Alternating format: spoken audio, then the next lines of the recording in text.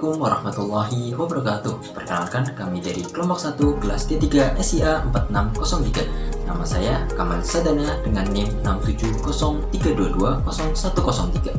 Saya Alivia Nur Khalilatun Nafsyah dengan NIM 67032200089. Saya Dian Permatasari dengan NIM 670322011. Nama saya Reno Pradita Sutanto dengan nomor NIM 67032201119. Di sini akan mempresentasikan tentang tugas besar mata kuliah pengantar manajemen bisnis tentang manajemen suatu perusahaan.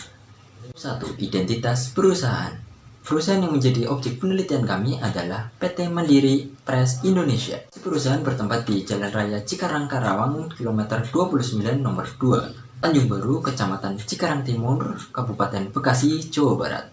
PT Mandiri Press Indonesia merupakan perusahaan lokal yang bergerak di bidang manufaktur, yaitu stamping press, automotive parts, die casting, dan pengolahan limbah. Perusahaan pada awalnya PT Mandiri Press Indonesia bernama PT Mandiri Pratama Intellogram yang didirikan pada tahun 2010 dengan pemegang saham utama yaitu Bapak Haji Waridin. Awalnya perusahaan bergerak memenuhi kebutuhan suplai material logam dan bergerak menjadi perusahaan pembuatan komponen penunjang roda 4 atau lebih produk industri otomotif produk. Lalu pada akhir bulan Desember 2022, PT Mandiri Pratama Intellogram resmi berganti nama menjadi PT Mandiri Press Indonesia. Bab 2. Area fungsional SDM. Mandiri Press Indonesia melakukan rekrutasi jika kekurangan tenaga kerja yang dibutuhkan. Setelah rekrutasi dilakukan dan calon pegawai dinyatakan lulus, maka perusahaan akan melakukan basic training dengan menggunakan metode 5R. Ringkas, rapi, rawat, rajin, resik. Lalu pegawai akan dilakukan orientasi selama 6 bulan dan dilakukan pengawasan. Kegiatan upgrading pegawai yang diterapkan oleh perusahaan biasanya menggunakan training Kanban system. Perusahaan juga akan memberikan bonus dan promosi kepada pegawai yang kompeten dalam bekerja. Akan menjelaskan mengenai bab 3 yaitu terkait supply chain management.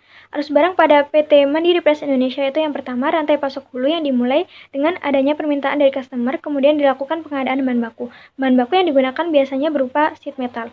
Pada perusahaan ini biasanya terdapat dua kasus, yaitu yang pertama bahan baku disuplai langsung dari pihak customer. Namun yang kedua bahan baku dibeli oleh pihak perusahaan melalui pemasok.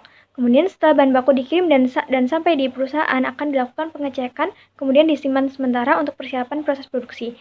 Kemudian yang kedua yaitu pengolahan barang yang dimulai dengan pembuatan jadwal produksi dan juga perencanaan produk baru atau drawing.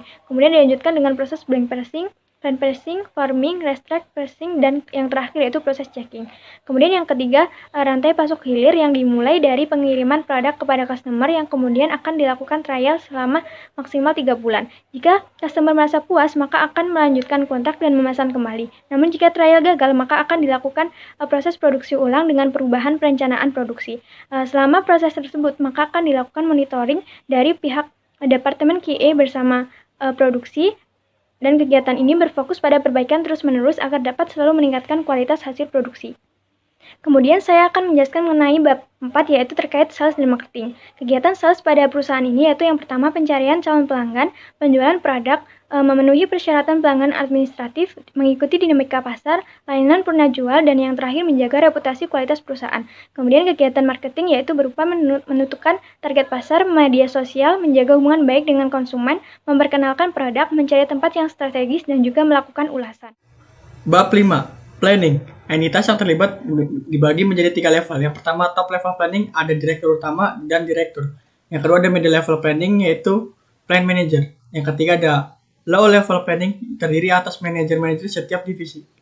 Bagian kedua kegiatan planning. Kegiatan planning dilakukan dengan pertama scheduling, pembuatan schedule sesuai permintaan konsumen, membuat planning produksi dan mengolah pencatatan hasil produksi.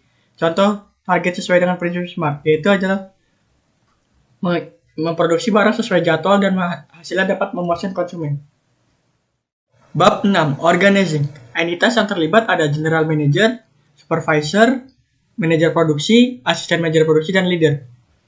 Yang kedua kegiatan organizing. Kegiatan organizing PT Mandiri Press Indonesia yang pertama peninjauan tujuan perusahaan, mengidentifikasi aktivitas kegiatan dalam perusahaan, mengelompokkan aktivitas ke dalam fungsi, penetapan hubungan, dan struktur organisasi. Ketiga, mekanisme per delegation wewenang. Yang pertama direktur utama, direktur plant manager, supervisor, dan staff.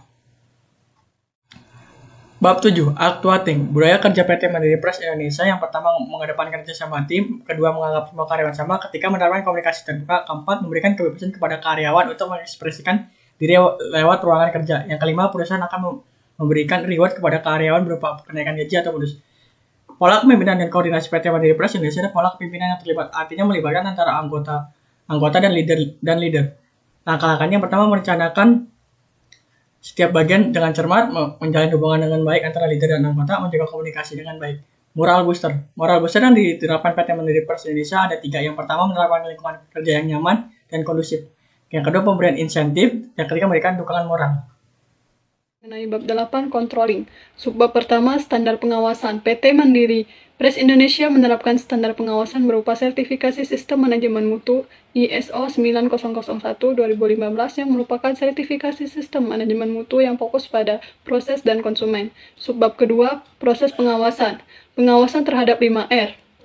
Ringkas, rapi, resik, rawat, dan rajin. Selain itu akan dilaksanakan pengawasan oleh supervisor bersama tim engineering terkait barang baru dan uji coba terkait perubahan 4M, method, machine, dan material.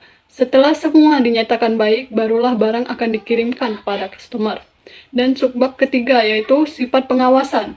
Sifat pengawasan yang dianut oleh PT Mandiri Press Indonesia terdiri dari pengawasan preventive control yang merupakan pengawasan yang dilakukan sebelum kegiatan kerja dilakukan, dan pengawasan representative control merupakan pengawasan yang dilakukan setelah terjadi kesalahan dalam kegiatan proses. Selanjutnya bab 9, sistem informasi manajemen. Subbab pertama, arsitektur sistem informasi yang digunakan. Sistem informasi manajemen yang digunakan oleh PT MPI adalah sistem informasi manufaktur. Sistem informasi manufaktur merupakan sistem informasi berbasis komputer yang bekerja sama dengan sistem informasi lain untuk mendukung manajemen perusahaan dalam memecahkan masalah. Subbab kedua, spesifikasi sistem informasi yang digunakan. Spesifikasi sistem informasi yang digunakan PT MPI yaitu: pertama, input data atau informasi, kedua, subsistem input, ketiga, subsistem output, dan terakhir, subbab ketiga, fungsi utama dari sistem informasi manufaktur adalah sebagai pendukung proses produksi dari mulai perencanaan hingga pengendalian produksi barang maupun jasa. Sekian presentasi dari kami. Wassalamualaikum warahmatullahi wabarakatuh.